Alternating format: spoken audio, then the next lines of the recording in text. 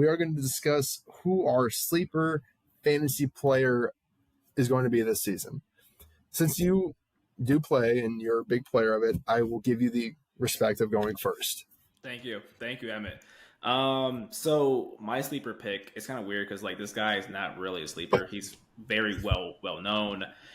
He actually finished wide receiver 10 last year for fantasy. If the numbers I was looking at are correct, his name is Amari Cooper. I think you might have heard of him before, but no. Wait, where did he come from? What team is he on? He just came out of nowhere. He plays for a team called the Cleveland Browns. I guess I never heard of that squad either. But you would think no one else has heard of him because I have not seen any talk about him during this offseason at all. You have, Justin Jefferson will get his, limelight, which you should. Jamar Chase, you should. CeeDee Lamb's up there. But people, I feel like, have forgotten about Amari Cooper. I was surprised by seeing that he finished wide receiver 10 last season for fantasy. And according to Fantasy Pros, looking at PPR data, he's ranked wide receiver 18 right now. So, which kind of puts him on the edge of like the third and fourth round. I'm like average getting drafted. So I'm looking at him like, dude, that might be a good pickup. One, you get good value out of him, and then two, if Watson is, gets back to his normal or his old self, right? That can be a pretty good pick. And then, hey, Watson's kind of a little bit of a sleeper too. You could also pick him and stack Watson with Cooper, and you could have a pretty good team there. There you go. Those are two players I am looking forward to. Yeah, that's a really good. You're right. I don't think I've seen anyone mention anything about Amari Cooper. It seems like he's just he's kind of getting the Brandon Cooks treatment, just silent. And he's still being productive. He's still getting you 1,000-yard seasons of being great, but no one just talks about him anymore. Yeah. My sleeper fantasy player is going to be someone you've probably heard of before, but hasn't done much in the past 2 years. But it's a guy named Calvin Ridley. I don't know who that is. He's got a gambling problem, so that's probably why. He took a year off last year, so he took a sabbatical last year because he wanted to dedicate time to gambling. No, I'm just kidding. So he's actually, like we kind of just talked about, coming off suspension, and he's immediately becoming wide receiver 1 for the Jacksonville Jaguars. He was traded there last year from Atlanta, I believe. He's going to be in a room with Christian Kirk and, oh my gosh, who's the other receiver in there? I don't remember receiver, but they do have Evan Ingram at tight end. They just extended him today too. Evan Ingram. Yes, they did. So he's going to get in there with, like I said, a tight end and a guy that's supposed to be in the slot. So he'll be like the main dog getting most of the targets there. He's obviously going to be paired with a young but very talented quarterback who's going to be looking for a wide receiver 1 to really lean on. His average draft position, according to Fantasy Pros, is 51. So early 5th round pick, roughly. Yeah.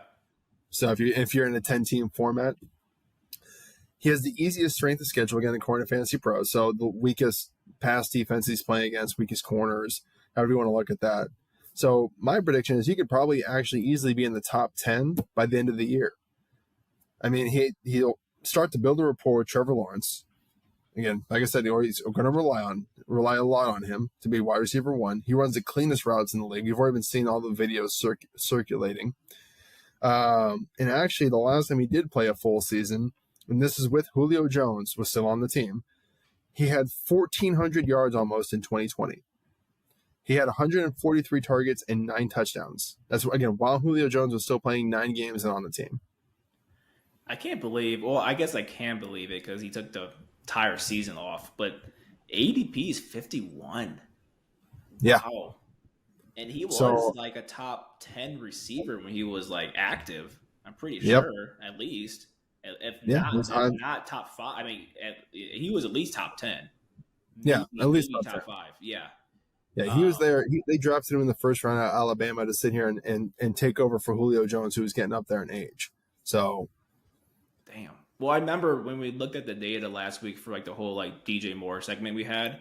I think he had I think Calvin Ridley had 1,300 receiving yards for at least a couple seasons from 2020 to 2021. He might have. The only one I really checked was 2020. I was trying to say the last season he played a full season. That's what 2020 was. I think he had like 1370 or something like that. With I think he had 80 catches, but on 143 targets. So if you're in a PPO league, not PPO, PPR. Sorry, if you're in a PPO, you're in health insurance. So I don't know. That to me, that seems like a great little subtle pickup. You can probably get him in the 5th round, stash him, and then he should have a great year. Because I believe he's going to finish in top 10. Dude. You know, Trevor Lawrence is gonna lean on him pretty heavily.